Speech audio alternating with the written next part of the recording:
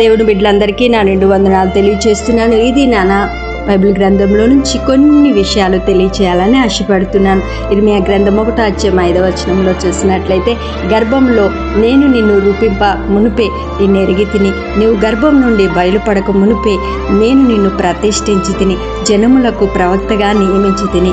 నా ప్రియ సహోదరి సహోదర, మీ తల్లి గర్భంలోనే రూపింపబడక మునుపే ప్రభు మిమ్మును ఎరిగి ఉన్నాడు. మీరు పుట్టక ముందే మిమ్మును ప్రతిష్ఠించి ఉన్నాడు. కనుకనే మీరు భయపడుకుని, నా జీవితంలో ఏ ఉద్దేశం లేదని అనుకుంటున్నారేమో, నా భవిష్యత్తులో నాకేమి చేయాలో నాకు తెలియదు అనుకుంటున్నారేమో, నా జీవితానికి ఒక ప్రణాళిక అంటూ ఉందా అని ఆలోచిస్తూ ఉన్నారేమో, నా బలహీనతలు బట్టి లేక నాకున్న సమస్యను బట్టి నేను ఎదుర్కొనే పోరాటాలను బట్టి జీవితంలో విజయవంతమైన కార్యాలు చేస్తానో లేదో అని మీరు అనుకుంటూ నిరుత్సాహపడుతూ ఉన్నారేమో. ఆ దేవుని బిడ్డలారా, ప్రవక్త అయిన ఇర్మియా జీవితాన్ని చూసినట్లయితే, ప్రభు ఈ వాగ్దానం ఇచ్చినప్పుడు దేవునితో ఇర్మియా అందుకు, అయ్యో ప్రభు, యెహోవా చిత్తగించుము, నేను బాలుడనే మాట్లాడుటకు నాకు శక్తి చాలదని. అయితే యెహోవా నాకు ఇలాగూ సెలవిచ్చాను, నేను బాలుడని అనవద్దు, నేను నిన్ను పంపిన వారి వద్దకు నువ్వు పోవలెను, నీకు ఆజ్ఞాపించిన సంగతులన్నీ చెప్పవలెను, వారికి భయపడకుము, నేను విడిపించుటకు నేను నీకు తోడై ఉన్నాను.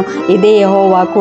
ఇర్మియా గ్రంథం 1:6-8 భాగాల్లో మనం చూడగలం. ప్రియా దేవుని బిడ్డలారా, అనర్హుడని భావించడంలో ఇర్మియా ఒక్కడే కాదు, దేవుడు పిలిచినప్పుడు మోషే కూడా అదే కార్యాన్ని తెలియజేశాడు. అప్పుడు మోషే, ప్రభువా, ఇంతకు మునుపైనను నీవు నీ దాసునితో మాట్లాడినప్పటి నుండైనను నేను మాట నేర్పని కాను, నేను నోటి మాంద్యము గలవాడినని యెహోవాతో చెప్పాను. అలాగూ నేను గిద్యోను కూడా, నా కుటుంబం మనష్షే గోత్రము ఎన్నిక లేనిదే, నా పితరుల కుటుంబంలో నేను కనిష్ఠుడినై ఉన్నానని ఆయనతో చెప్పాను. అందుకు యెహోవా, నైనేమి నేను నీకు తోడై ఉందును, కనుకనే ఒక మనిషిని హతము చేసినట్లు మిద్యానులను నువ్వు హతము చేయదువని సెలవిచ్చాను. కాబట్టి దేవుడు వారికి తోడుగా ఉన్నందున వారు ఎన్నో గొప్ప కార్యాలు చేశారని మనము చూస్తున్నాం. అదే దేవుడు నేడు మీతో ఉన్నాడు. నేను చిన్నవాడు, నేను ఎలా మాట్లాడాలో నాకు తెలియదు అని చెప్పకండి. ఈ యొక్క పోరాటాలు ఎలా ఎదుర్కోవాలో నాకు తెలియదు అని అనకండి. నేను ఎలా చదవాలో నాకు తెలియలేదు, నా కుటుంబం జీవితంలో ఎలా ఎదుర్కోవాలో నాకు తెలియలేదు, నా బంధువులను నా జీవితంలో ఎలా ఎదుర్కోవాలో తెలియలేదని అంటున్నారా?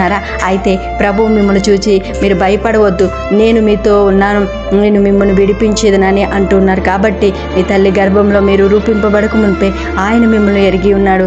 మీరు ఏమి చేయబోతున్నారో ఆయనకి తెలుసు. మీ జీవితం కొరకు ఒక ప్రణాళికను సిద్ధం చేసి ఉన్నాడు. మీ యొక్క పోరాటాలన్నిటిని మధ్యలో కూడా ప్రభు మీతో ఉన్నాడని ధైర్యం తెచ్చుకొనడి. ఎటువంటి పరిస్థితిలోనైనా ఆయన మిమ్మల్ని రక్షిస్తాడు. కనుకనే మీరు మీ అడుగు ముందుకు వేయండి, సహనముతో ముందడుగు వేయండి. జీవితంలో మీరు గొప్ప కార్యాలు చేయుటకు ప్రభు మీకు సహాయం చేస్తాడు. మీరు గొప్ప కార్యములు మీ జీవితంలో జరుగుట మీరు చూచెదరు. తల్లి గర్భంలో పడకముందే ఆయన మనలను ఎరిగి ఉన్నాడన్న వాగ్దానం నమ్మి ఆయనకు కృతజ్ఞతాస్తుతులు చెల్లిద్దాం. గొప్ప కార్యాలు చేయడానికి ఆయన మనలను ప్రతిష్ఠించినాడు. ఈ వాగ్దానాన్ని మనం పొందుకుందాం.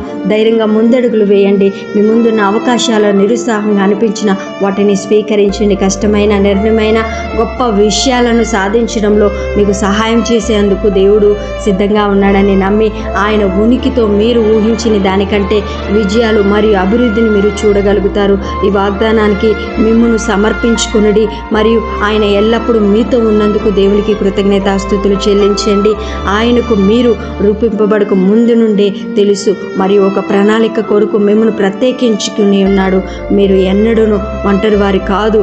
నేటి వాగ్దానం ద్వారా దేవుడు మిమ్మును దీవించునుగాక. అట్టి కృపా ధన్యత దేవుడు మీ అందరికీ అనుగ్రహించునుగాక. ఆమేన్.